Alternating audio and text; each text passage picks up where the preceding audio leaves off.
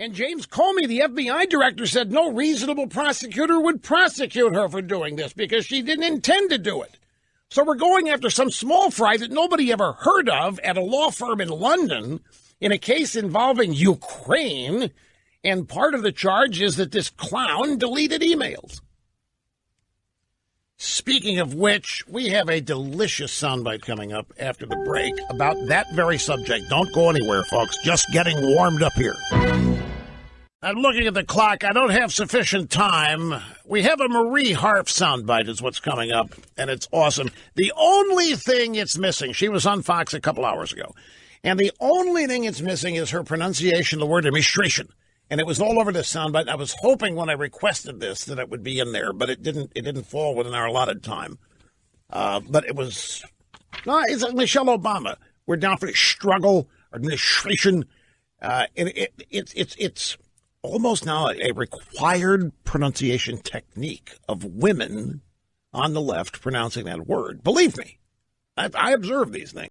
Mr. Snerdley, do you realize, going back to the thing, do you realize the gold mine we're sitting on here in terms of what the possibilities for exposure are? Do you understand what we have here? You understand what this could do to the entire punditocracy? That's because we're going to wait. We're just going to wait. Don't doubt my instincts on this. Don't doubt my instincts. Okay, so now we move on from why the NRA always wins, because Rush Limbaugh went on Fox News, to this morning on Fox News. They were talking with, it was Bill Hemmer, and he was talking with Marie Harf, who worked in the Obama administration in the State Department, about Russian meddling in the 2016 elections. And by the way, for those of you watching on the Ditto Cam, hang on, because we've got some things we're going to show you on the Ditto Cam. Do you realize that because of what we learned in the indictment, let me rephrase this so that you remember. The Mueller indictment clearly spells out how the Russians operated. They were not trying to help Trump. They were trying to undermine and sow discord about Hillary, who everybody thought was going to win, including the Russians. Putin and the Russians hadn't the slightest idea Trump was going to win, and they weren't trying to make Trump win because there's no way they could, as you'll hear from yet another impeccable source in mere moments.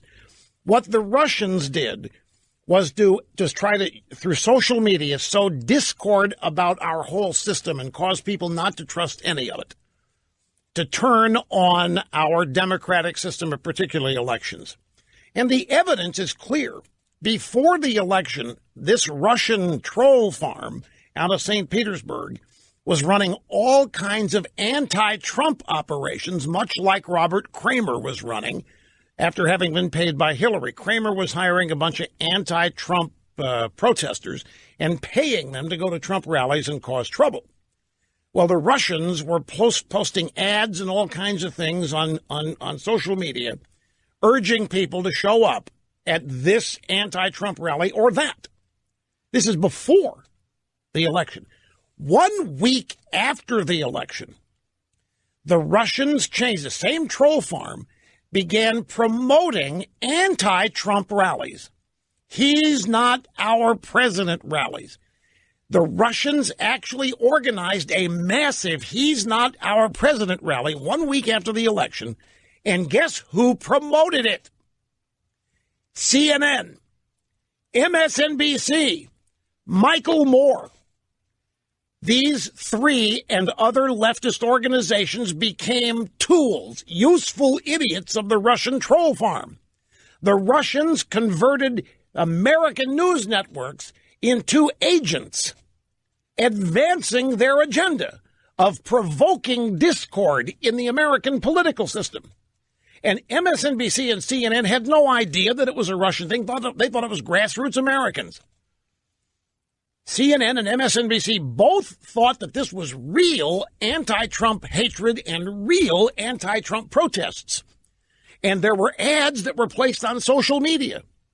And these ads encouraged people to show up.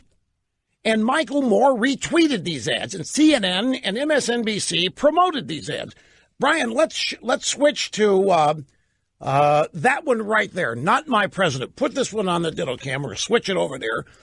This is a tweet that I took a screenshot of. Not my president. This is a you can see Trump there with a red X drawn through his face. This is a Russian-sponsored rally and a Russian ad that was retweeted by Michael Moore. And the networks were all promoting this before it happened. All excited, CNN and MSNBC, all excited this thing was happening. This is a Russian operation you're looking at right there. After the election, everybody says the Russians wanted Trump to win, and that's why they stole the election from Hillary. Not possible. Didn't do that. They thought Hillary was going to win. They were trying to undermine her before the election. Trump wins. They do a 180. Let's put another one up. Put the next one up. This is... That's Moore at the rally. That is Michael Moore at the rally at today's Trump Tower protest. He wouldn't come down. Here's my Facebook Live coverage. And that's a still shot. These are all the people that the Russians caused to show up at an anti-Trump rally at Trump Tower. But they couldn't have done it without the help of MSNBC and CNN, who promoted it. They were so excited, they couldn't stop talking about it.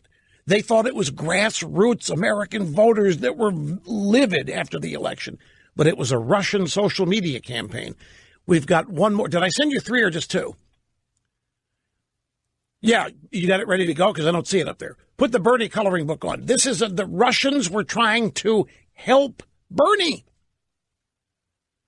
And this is an ad with that's Bernie Sanders. And this is an ad that's designed to create support for crazy Bernie during the primaries and so forth. Does anybody think that ad is going to make anybody change their mind about how they vote? Is that ad going to persuade anybody to vote for? No way. Now, for those of you not watching on the Ditto Cam, I apologize. But all of these graphics that I've just shown, we'll put them on the website, rushlimbaugh.com, eventually, on the free side, so you'll be able to see them. But it's classic. This is what the Russians did, even after the election. Now let's go to Marie Harf.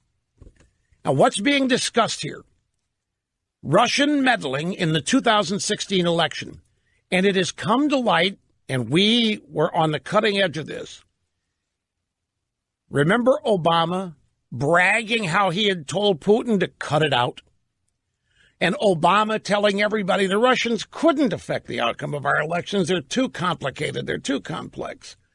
And Obama let everybody know it wasn't that big a deal. They couldn't. Remember, everybody thinks Hillary's going to win. Obama couldn't start giving credit to the Russians for being able to affect anything because that would taint her win. So Obama's out there basically saying the Russians are meaningless. They can't do anything because nobody wanted to taint what they all thought was going to be Hillary's victory. But what then came to light is that, well, if Obama knew that the Russians were doing this back in 2016, then why didn't he do something to stop it? Why all of a sudden now is it up to Trump to do something about it when Obama was fully aware of it and talking about it and told everybody that he had told Putin to cut it out? Why is Obama getting a pass? So Bill Hemmer says to Marie Harf, President Obama said to Putin 2 months before the election, cut it out. Was that the extent of it? My former boss and others confronted Russia repeatedly over this. And we did take steps publicly before the election. We came out and named and shamed Russia so voters would know what was going on. And we eventually expelled dozens of diplomats. We also had a Republican candidate at the time, Donald Trump, who was on this campaign speeches saying, Russia, please interfere. Please hack Hillary Clinton and please release those emails. So we were confronting a candidate who was actually encouraging Russia. Hemmer, I'm guessing, but he says, I just want to, I think what he was going to say, Marie, you guys really didn't take that seriously, did you? But they did. See, they did. This is classic. This is a classic illustration of the left being humorless and having no sense of humor and no ability to recognize it and certainly no ability to laugh at it. Let me play again for you what she's talking about. We had a candidate who was in speeches, Russia, please interfere, please hack Hillary, please release those emails. So we were confronting a candidate who was encouraging the Russians to hack Hillary. It's absurd. It is mind-blowing. They really think this. I tell audiences when I speak, I give them examples of what liberals say, and they start laughing, and I stop them. And I say, folks, they believe this. They believe this stuff. As a predicate to saying there's no compromise with these people, and there's no educating them. There's no bringing them up to speed. These people have to be defeated. Marie Harf, for all of her education, and for all of her sophistication, for all of whatever else she has, is ignorant. Just plain, flat-out ignorant. This is what Trump said. I'm sure you'll remember it. It was July 26th, 2016 in Doral, Florida. And it's what triggered this whole thing. And at the time, everybody's trying to find out what happened to Hillary's emails. She had 60,000 on her server. She deleted 30,000 and turned 30,000 over. Those 30,000 that she deleted, they have to be somewhere. Comey said he couldn't find them. Comey, in his July 5th press conference, which is about 3 weeks prior to this, had exonerated Hillary. They couldn't find the 30,000 emails. They weren't looking very hard, but it was a subject of interest. And so there's a press conference that Trump holds at Doral, his golf club down there. And during the Q&A, this is what Trump said about Hillary's missing emails. I will tell you this. Russia, if you're listening, I hope you're able to find the 30,000 emails that are missing. I think you will probably be rewarded mightily by our press. Let's see if that happens. I watched it, having laughing myself silly. I'm saying this is exactly how I would approach it. This is great parody, great satire. This is ramming it right down their throats. Hey, maybe if you guys can't find, you guys say Russia's doing this and you guys say Russia's doing that. Well, hey, Russia, maybe you can find these emails. And if you do, turn them over to our media. And look how they interpreted that. Marie Harf. We had a candidate at the time who was on the campaign speeches saying, Russia, please interfere, please hack Hillary Clinton. No. Please find what had already been hacked. This is instructive, folks. They really believe this lunacy that they profess. Some of this, they really believe. It's not just strategized, focus grouped phraseology. They really believe this. They are really that humorless and dense. And I think probably filled with hatred for Trump. Now, Cookie went back and she produced a loop for me, just an 8-second loop, of Marie Harf and her pronunciation of the word administration. Now, you might think, Russ, this is nitpicking. Well, you don't talk about the way people talk. Well, yeah, I understand that. But Marie Harf sounds just like Michelle Obama. Look, I'm a speech student. I am a breathing student. I am a student of the diaphragmatic method. I listen to the way people enunciate. I listen to the way people pronounce. You can learn a lot from it. And there are certain things that just stick with me, and I wonder where they are rooted and why they are never corrected. And Michelle Obama is if she ever says the word struggle, it's shruggle. 40-second shriek. And Marie Harf here's the loop. This is Marie Harf talking about where she worked. The Obama administration.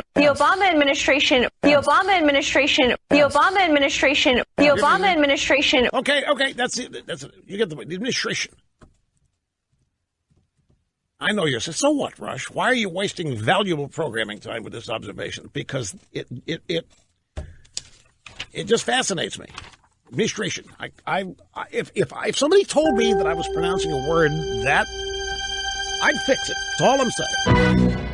Here's Obama. This is from our archives. Way back, October 18th, 2016, White House Rose Garden. Question, Donald Trump telling his supporters the election is rigged. He's asking them to monitor certain areas on Election Day. Are you worried that the election might be distrusted? I have never seen in my lifetime or in modern political history any presidential candidate trying to discredit the elections and the election process before votes have even taken place. It's unprecedented. It happens to be based on no facts. There is no serious person out there who would suggest somehow that you could even rig America's elections, in part because they're so decentralized and the numbers of votes involved. There's no evidence that that has happened in the past or that there are instances in which that will happen this time. And so I'd advise Mr. Trump to stop whining and go try to make his case to get votes. There's Obama in 2060. It's not possible. It isn't possible. It's unprecedented. Nobody's ever whined and complained about election results beforehand. BS. The Democrats do it before every election. The Democrats are constantly shouting about voter fraud.